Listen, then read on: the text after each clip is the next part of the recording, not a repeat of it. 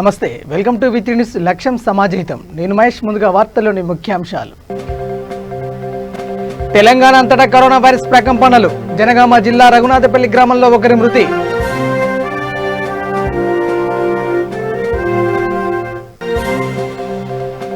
LB స్టేడియంలో అర్హులైన దివ్యాంగులకు ఉపకరణాల పంపిణీ. పాల్గొన్న మంత్రి కేటీఆర్.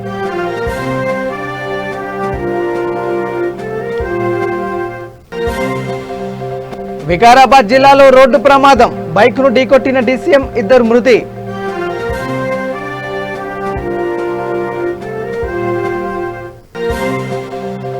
హుజూరాబాద్ వ్యవసాయ మార్కెట్లో వడ్ల కొనుగోలు కేంద్రాన్ని ప్రారంభించిన మంత్రి ఈటెల. ధాన్యాన్ని ఎండబెట్టి మార్కెట్కి తీసుకురావాలని రైతులకు సూచన. రాజేంద్రనగర్లో కళ్యాణ లక్ష్మి షాదీ ముబారక్ చెక్కుల పంపిణీ. 75 మంది లబ్ధిదారులకు అందజేసిన ఎమ్మెల్యే ప్రకాష్ గౌడ్.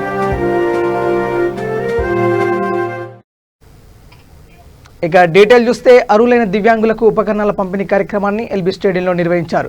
వికలాంగుల సంక్షేమ శాఖ మంత్రి కొప్పుల ఈశ్వర్ అధ్యక్షతన జరిగిన ఈ కార్యక్రమానికి ఐటీ పురపాలక శాఖ మంత్రి కేటీఆర్ ముఖ్య అతిథిగా హాజరయ్యారు.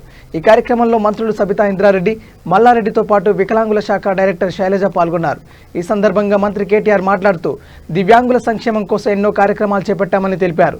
దేశంలో ఏ రాష్ట్రంలో లేని విధంగా తెలంగాణలో దివ్యాంగుల సంక్షేమం కోసం అనేక కార్యక్రమాలు అమలు చేస్తున్నామని తెలిపారు. 24,38,00,000తో 16,600 మంది దివ్యాంగులకు ఉచితంగా సహాయ పరికరాల పంపిణీ చేయడం సంతోషాన్నిచ్చిందన్నారు. సాటి మనిషి బాధ అర్థం చేసుకొని వారి కష్టంలో తోడున్నప్పుడే మానవ జన్మకి ఒక అర్థం పరమార్థం ఉంటుంది. ఈ మాట గౌరవ ముఖ్యమంత్రి గారు పెద్దలు కేసీఆర్ గారు అడుగడుగున మా సహచర మంత్రివర్యులు కానీ సహచర శాసనసభ్యులు కానీ అందరికీ ఎప్పుడు కూడా చెప్తూ ఉంటారు.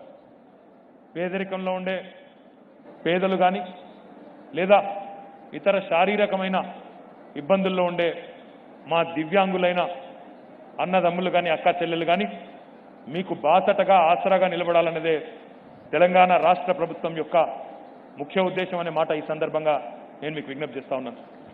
మీ మొహంలో చిరునవ్వు చూసినప్పుడే నిజంగా ఈ ప్రభుత్వంలో మంత్రులుగా ప్రజాప్రతినిధులుగా పనిచేస్తున్నందుకు మాకు కూడా ఆత్మసంతృప్తి ఉంటుందనే మాట కూడా ఈ సందర్భంగా విజ్ఞప్తి చేస్తూ ఉన్నాను. తెలంగాణ రాష్ట్రం ఏర్పడ్డ నాటి నుండి ఇప్పుడే గౌరవ మంత్రివర్యులు పెద్దలు కొప్పుల ఈశ్వర్ గారు విన్నవించినట్టు ఎన్నో రకాల కార్యక్రమాలు దివ్యాంగుల సంక్షేమాని కోసం మన రాష్ట్ర ప్రభుత్వం తీసుకుని వచ్చింది. అందులో చాలా సంతోషించవలసిన విషయం ఏమంటే, ఈరోజు ఒకే ఒక్క రోజు భారతదేశంలోని ఏ రాష్ట్రంలో చేయని విధంగా 29 రాష్ట్రాలున్న భారతదేశంలో ఈరోజు భారతదేశానికే ఎన్నో రంగాల్లో ఆదర్శంగా నిలబడ్డ తెలంగాణ రాష్ట్రం ఈరోజు దివ్యాంగుల సంక్షేమంలో కూడా అగ్రభాగాన ఉండి 24,38,00,000 రూపాయలతో 16,660 మంది దివ్యాంగులకి ఏకకాలంలో ఒకే రోజు అన్ని జిల్లాల్లో కూడా ఇంత అద్భుతమైన కార్యక్రమాన్ని నిర్వహిస్తున్నందుకు గౌరవ మంత్రివర్యులు పెద్దలు కొప్పుల ఈశ్వర్ గారికి వారి బృందం మొత్తానికి నేను హృదయపూర్వకంగా అభినందనలు తెలియజేస్తా ఉన్నాను. మేము మంత్రులుగా ప్రజాప్రతినిధులుగా ఎన్నో కార్యక్రమాలకు వెళ్తాం, ఎన్నో కార్యక్రమాల్లో పాలు పంచుకుంటాం. కానీ నిజంగా కూడా గుండెల్లోంచి చెప్తున్న మాట, కొన్ని కార్యక్రమాల్లో మాత్రమే మనసుకి సంతృప్తినిచ్చే కార్యక్రమాలు, ఆత్మకు సంతృప్తినిచ్చే కార్యక్రమాలు కొన్ని ఉంటాయి. అందులో ఖచ్చితంగా ఈ కార్యక్రమం అగ్రభాగాన ఉంటుందనే మాట నేను విజ్ఞప్తి చేస్తా ఉన్నాను. నాకు బాగా గుర్తుంది, ఒక 4-5 నెలల కిందట అనుకుంటాను ఒక కార్యక్రమాన్ని రాష్ట్ర ఐటీ మరియు పరిశ్రమల శాఖ, దివ్యాంగుల శాఖ కలిసి నిర్వహించాయి.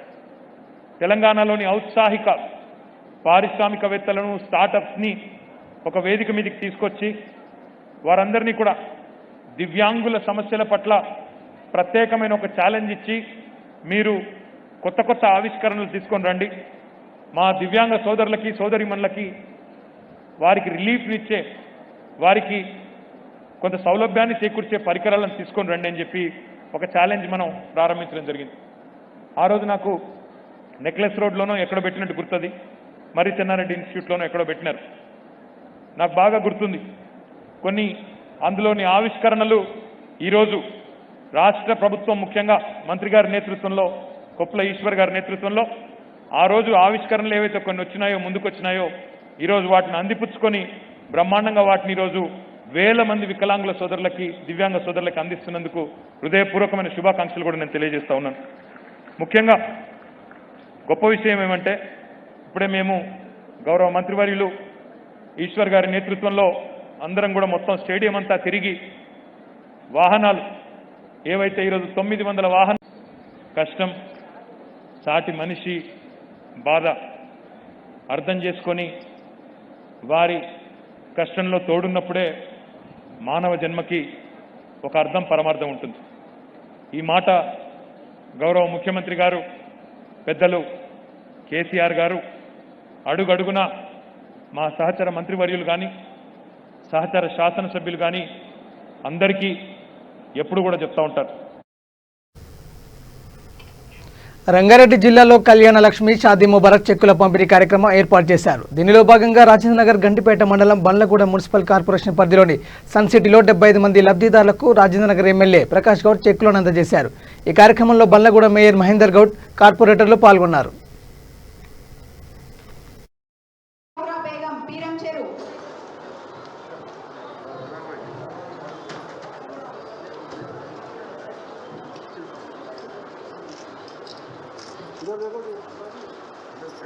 గోనె మంజుల గంధంగూడ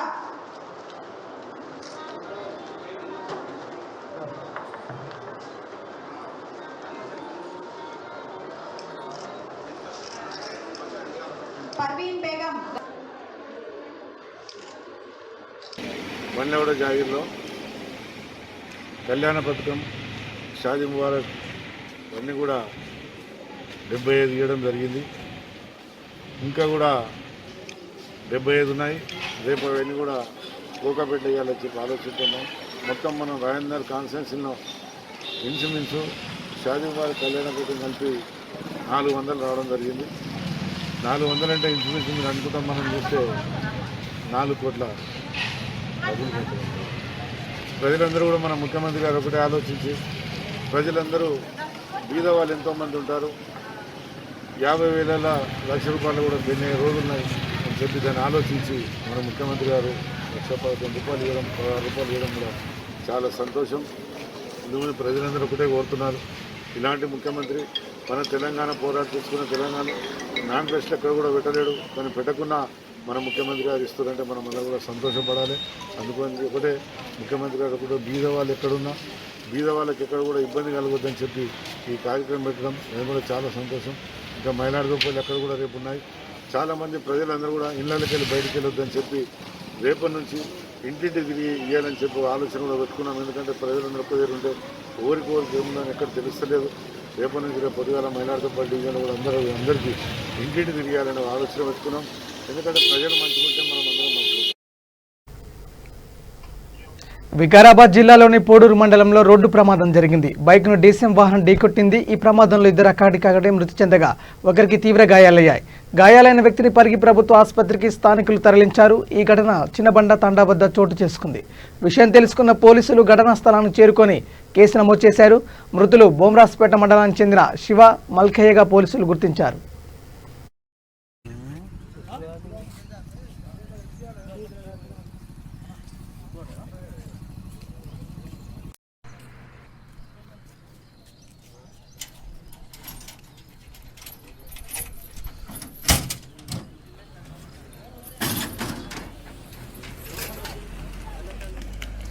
ఇవన్నీ నాది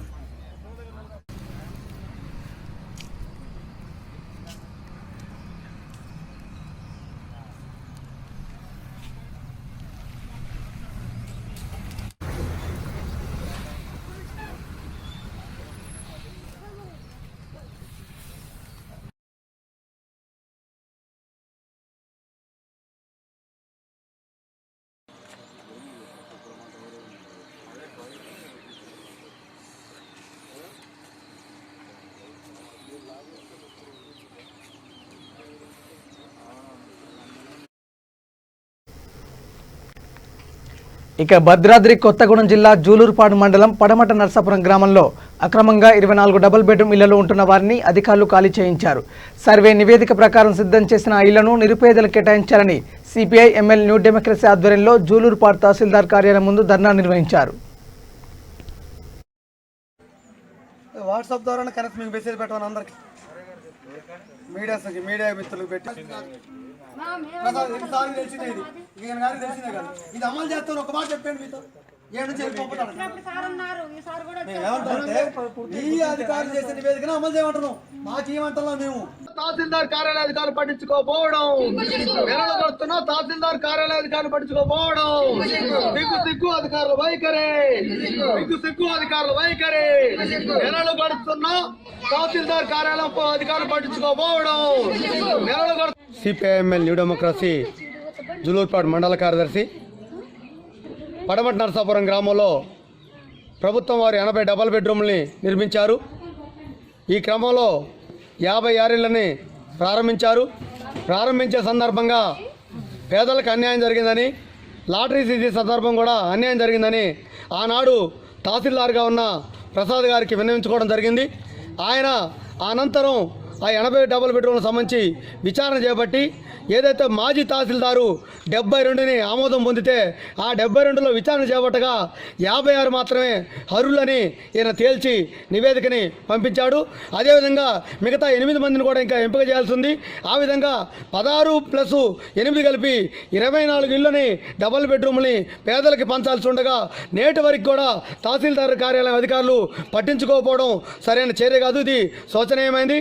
ఎందుకంటే వీళ్ళంతా నిరుపేదలు, ఎంతో వాళ్ళు కష్టపడి బతికే వాళ్ళు, కూలికి పోతే రెక్కాడితే రెక్కాడితే బతుకులు ఉన్న వాళ్ళకి, ఈరోజు భూములు ఉన్న వాళ్ళకి, ఇళ్ళున్న వాళ్ళకి డబ్బులు లేదా అక్కడున్న అధికార దర్పం ఉన్నవాళ్ళు, సర్పంచ్ కానీ లేకపోతే ఇంకా ప్రజాప్రతినిధులంతా కలిసి 24 ఇళ్లలో అక్రమంగా కొందరు వ్యక్తుల్ని ప్రవేశపెట్టి ఉంచారు, నివాసం ఉంచుతున్నారు. ఇది ఏమి చర్య అని అడిగితే కూడా ఎవరు పట్టించుకోకపోవడం శోచనీయం. తక్షణమే అధికారులు స్పందించాలా, తహసీల్దార్ గారు స్పందించాలా. తహసీల్దార్ గారు గతంలో ఏదైతే నివేదిక ఇచ్చి ఉన్నారో ఆ నివేదికని తక్షణమే అమలు చేయాలి. వరంగల్ అర్బన్ జిల్లా కలెక్టరేట్లో collector Rajiv Gandhi Hanumanthu press meet ఏర్పాటు చేశారు. ఈ సందర్భంగా మాట్లాడుతూ గ్రేటర్ మున్సిపాలిటీలో 66 డివిజన్లకు అన్ని రాజకీయ పార్టీల నేతల మధ్య రిజర్వేషన్లు డ్రా తీశామని తెలిపారు. వరంగల్ మున్సిపల్ కార్పొరేషన్ పరిధిలో 6 లక్షల ఓటర్లు ఉన్నారని అన్నారు. పోలింగ్కి సంబంధించి అన్ని ఏర్పాట్లు పూర్తి చేశామన్నారు. కోవిడ్ నిబంధనలు పాటించామన్నారు. అదేవిధంగా ఎంసీసీ టీమ్స్ కూడా మనం 8 టీమ్స్ 24/7 రన్ అయ్యే విధంగా కూడా మనం టీమ్స్ అనేది ఏర్పాటు చేసుకోవడం జరుగుతూ ఉంది. సో రేపటి నుండి నామినేషన్స్ మనకి 2 లొకేషన్స్లో నామినేషన్స్ రిసీవింగ్ అనేది జరుగుతుంది. మనకి ఎల్బీ కాలేజ్లో వరంగల్లో ఉన్న లొకేషన్లో మనకి 32 వార్డ్స్కి గాను నామినేషన్స్ అనేది రిసీవ్ చేసుకుంటాము. అదేవిధంగా ఆర్ట్స్ అండ్ సైన్స్ కాలేజ్ హన్మకొండలో ఉన్న కాలేజ్లో మనము 34 వార్డ్స్కి సంబంధించిన నామినేషన్స్ అనేది రిసీవ్ చేసుకోవడం జరుగుతుంది. దీనికి సంబంధించి అన్ని ఏర్పాట్లు కూడా పూర్తి చేసుకున్నాము. సో మనకి ఆర్ఓస్ కూడా మనము టోటల్గా 66 వార్డ్స్కి గాను 81 ఆర్ఓస్ విత్ రిజర్వ్, అదేవిధంగా 81 ఏఆర్ఓస్ అనేది కూడా మనము అపాయింట్ చేసుకోవడం జరిగింది. సో పోలింగ్కి సంబంధించి పోలింగ్ స్టాఫ్ అంతా కూడా మనము ఏర్పాటు చేసుకున్నాము, ఐడెంటిఫై చేయడము, అదేవిధంగా అప్లోడింగ్ మొత్తం కూడా కంప్లీట్ చేసుకోవడం జరిగింది. సో అదేవిధంగా మనకి 878 పోలింగ్ స్టేషన్స్ అనేది మనము ఫైనల్గా పబ్లికేషన్ చేసుకోవడం జరిగింది. 6,52,966 అనేది టోటల్ ఓటర్స్గా మనకి ఎన్యూమరేట్ చేసుకోవడం జరిగింది.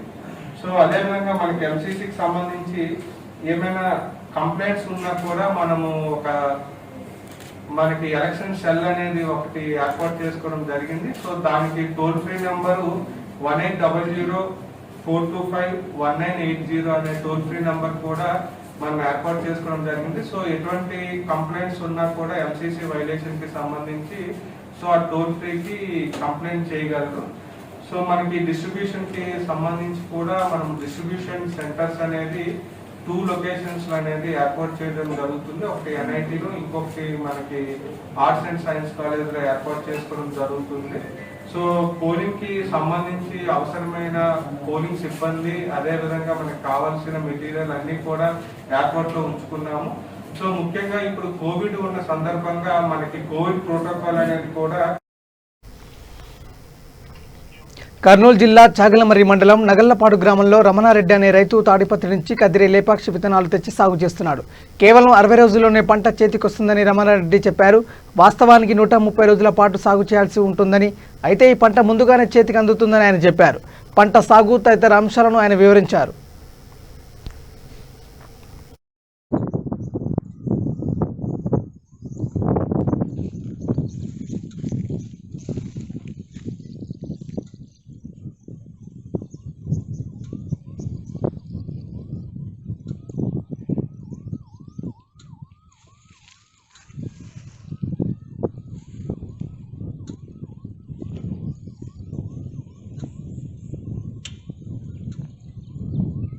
ప్రస్తుతం మనం కర్నూలు జిల్లా చాగలమర్రి మండలం చాగలమర్రి గ్రామ శివార్లో నగలపాడు దగ్గర ఉన్నాము.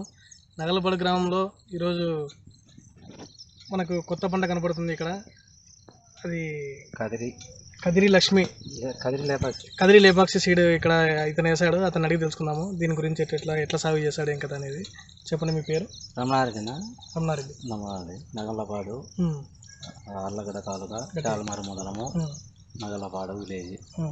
అది కొత్త రకము కదిరి 18 రకం వేసినాము. పైరు ఈ విధంగా ఉంది.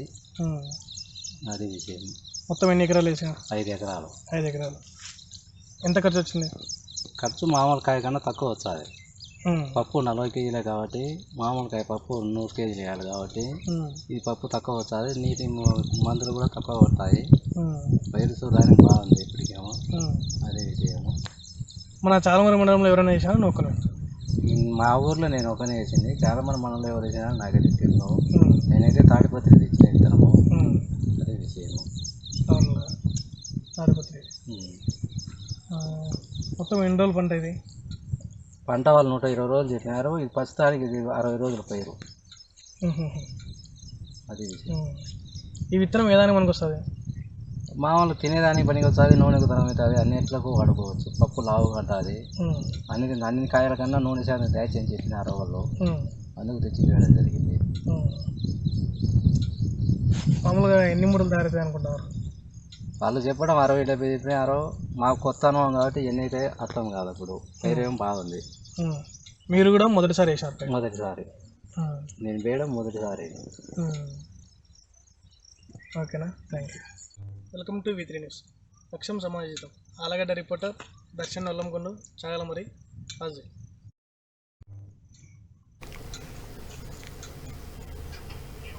ఇక తెలంగాణ అంతటా కరోనా వైరస్ ప్రకంపనం సృష్టిస్తుంది. జనగామ జిల్లా జాఫర్గఢ్ మండలం రఘునాథపల్లి గ్రామంలో ఈ వైరస్ బారిన పడిన గోపు లక్ష్మీ నరసింహారెడ్డి అనే వ్యక్తి చనిపోయాడు. గ్రామంలో ఇప్పటికీ 45 కరోనా కేసులు నమోదయ్యాయి. ఈ పరిస్థితుల నేపథ్యంలో గ్రామంలో లాక్డౌన్ విధించారు.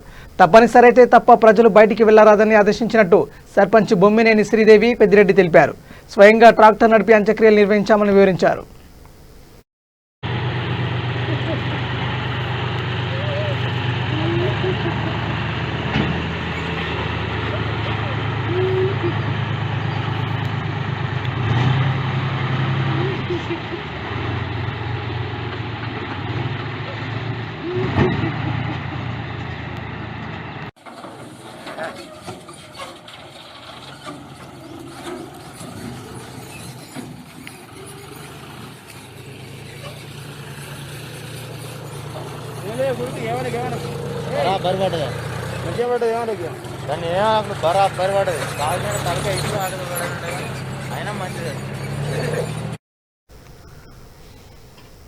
ఇక నాగోల్ బండ్లగూడ ఫత్తుల్లగూడలోని శ్రీ మహాశక్తి పీఠంలో కొలువుదిన్న శ్రీ కాత్యాయని మాత మందిరంలో మఠం పీఠాధిపతి ఠాకూర్ సూర్యప్రతాప్ సింగ్ మహారాజ్ జన్మదిన వేడుకలు ఘనంగా జరిగాయి.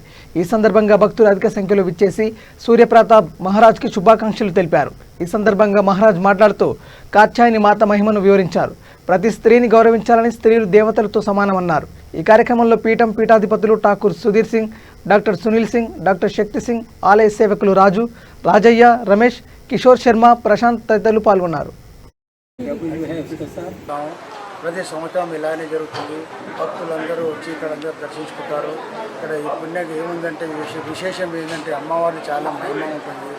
ఏ ఊరిలో ఎలాంటి భక్తులు వచ్చినా కూడా ఇక్కడ 21 ప్రదర్శన చేస్తే తప్పకుండా వాళ్ళ ఫలితం ఉంటుంది, వాళ్ళు అనుకున్న కోరికలు నెరవేరుతాయి అని ఉంటుంది. ప్రతి విషయాలు ఇక్కడ వారంలో 3 సార్లు స్వామీజీ గారు ఇక్కడ ఏమున్న సమస్యలు కూడా పరిష్కరిస్తుంటారు. తప్పక ఫలితం ఉంటుంది. ఇది ఒక విశేషం. అయ్యగారి వర్ధంతి శుభాకాంక్షలు చెప్పుకుంటున్నారా?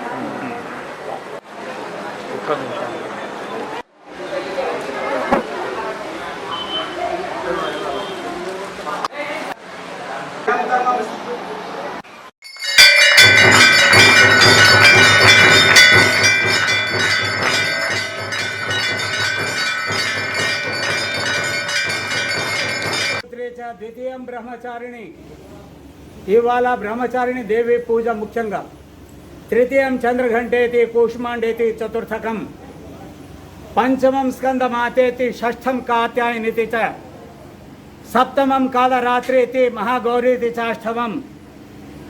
నవం సిద్ధిదాత్రే చ నవదుర్గా ప్రకీర్తితః. ఇట్లా దేవి పురాణములో దేవి సప్తశతిలో చెప్పబడినది. ఇవాళ నిన్నటి నుంచి మొదలయ్యే శ్రీరామనవమి పర్యంతం ఈ 9 దేవీల పూజలు అవుతూ ఉంటాయి. ముఖ్యంగా దీని లోపల జగత ఉపకారం గురించి, పూర్తి ప్రపంచం గురించి, విశ్వం గురించి, ఈ మహామారి, అతి మహామారి కరోనా నుంచి విముక్తి కలిగించాలి ఆ తల్లిలు, ఆ దేవత. అదేగాక మానవులలో ప్రేమ భావన, సద్భావన, ఈర్ష్య లేకుండా ఉండటము, ఒకరి ఇంకొకరికి సహానుభూతితో ప్రవర్తించటము ఈ మనం పూజ చేసే దానిలో ఉంది. ధాన్యాభివృద్ధి కావటము, ఈ విశ్వంలో ఉండేటోళ్ళకి అందరికీ ఆయు, ఆరోగ్యము, సుఖము, శాంతి, ధనధాన్యాభివృద్ధి, విద్య, వినయము, ఇదంతా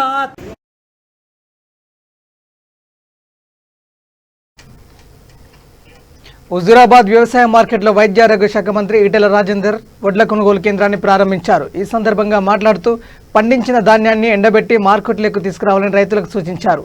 కలెక్టర్ పర్యవేక్షణలో కొనుగోలు జరుగుతాయని, రైస్ మిల్లర్ల నుంచి ఎటువంటి ఇబ్బందులు ఎదుర్కోకుండా చూస్తామన్నారు. తెలంగాణ ప్రభుత్వం రైతాంగం సంక్షేమమే ధ్యేయంగా పనిచేస్తుందన్నారు. కరోనా వైరస్ వ్యాప్తి జోరుగా ఉన్నందువల్ల రైతులు తగు జాగ్రత్తలు తీసుకోవాలన్నారు.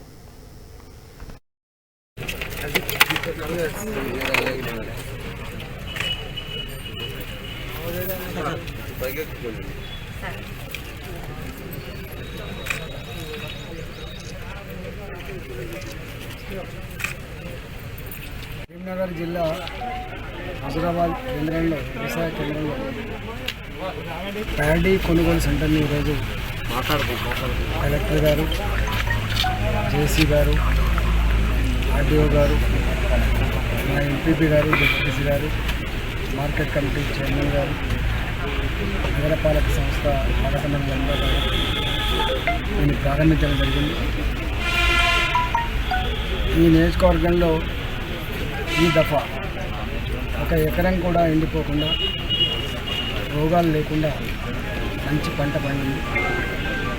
ఈ ప్రాంతంలో సీడ్ కోసం ఎక్కువ మేల్ ఫీమేల్ కానీ ఓపీ ప్యాడ్ ఎక్కువగా మిగిలినటువంటి ధాన్యాన్ని గింజ లేకుండా అన్ని మండలాల్లో సరిపోని సెంటర్లు ఏర్పాటు చేసి ఈ ప్యాడీ కొంటాం.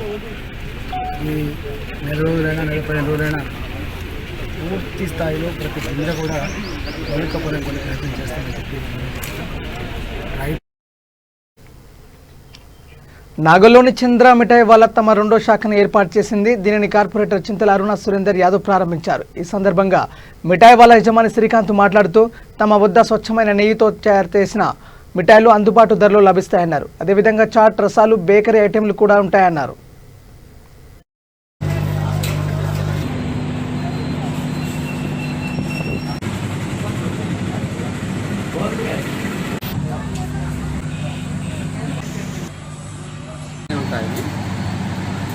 స్పెషల్ క్వాలిటీ ఏమిటంటే మన దగ్గర డ్రై ఫ్రూట్ ఐటమ్స్ ఎక్కువ ఉంటుంది, దాంట్లో క్వాలిటీస్ బాగుంటుంది. కత్లీ కానీ ఇలాంటివి. ఇక్కడ మనది 2nd బ్రాంచ్ ఇది. ఇది చాలా బాగా రెస్పాన్స్ ఉందండి ఇక్కడ. అంటే ఫంక్షన్లకి ఏమన్నా ఫంక్షన్స్ కానీ మళ్ళీ సో మెనీ ఏదన్నా ఆర్డర్స్ కానీ అన్ని రకాల ఆర్డర్లు ఇక్కడ చేస్తాము. అంటే ఎటువంటి నాణ్యత కలిగిన అంటే ఏం వాడతారు? ప్యూర్ గీ స్వీట్స్ అండి. ప్యూర్ గీ స్వీట్స్ అన్ని రకాలుగా యూస్ చేస్తాము. మంచి నెయ్యి, ఆవు నెయ్యితో కానీ మంచి ఇమ్యూనిటీ పెంచే వాటి స్వీట్స్ బాగుంది.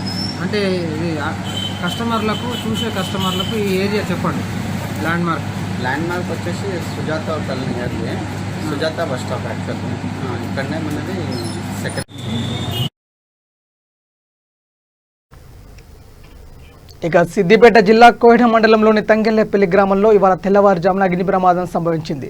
ఈ ఘటనలో పూరి గుడిసెలో నివసిస్తున్న యాదం నర్సయ్య, యాదం లచ్చవ్వ చనిపోయారు.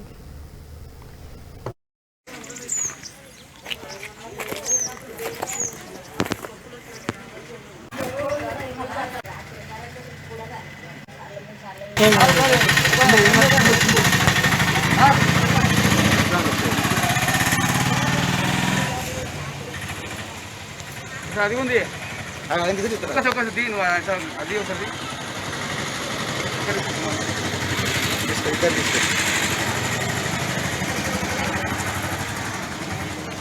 ఎక్కడ ఉంటుంది సార్?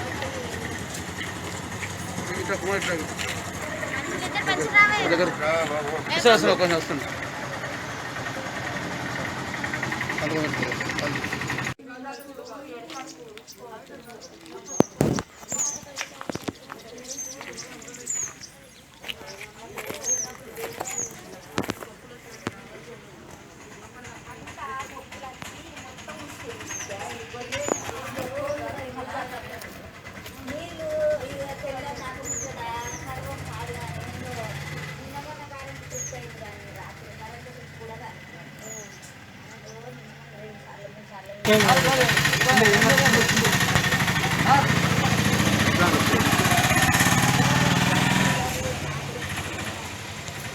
ఉంది అది ఒకటి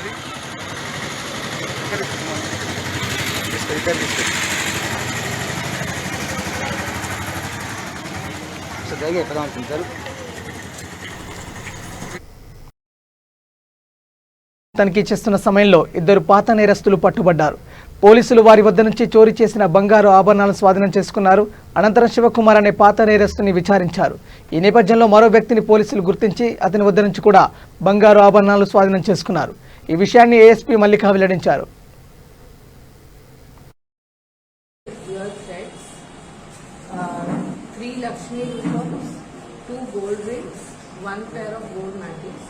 Total 200 grams of gold and 5 items of silver of 100 grams, total amounting to 10 lakhs. So they revealed that after they were released from jail on 8th January, they have committed some crimes in Kalidindi, in Gulivada, and also 4 cases of thefts they have committed in Ravulopalam, East Godavari district. And today they had come to dispose these gold items, and at the time they were. Bulletin ముగించే ముందు headlines మరోసారి. తెలంగాణ అంతటా corona virus ప్రకంపనలు. జనగామ జిల్లా రఘునాథపల్లి గ్రామంలో ఒకరు మృతి.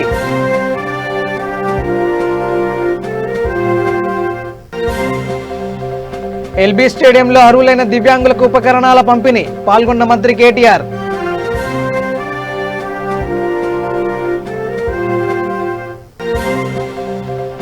వికారాబాద్ జిల్లాలో రోడ్డు ప్రమాదం. బైకును ఢీకొట్టిన డీసీఎం, 2 మృతి.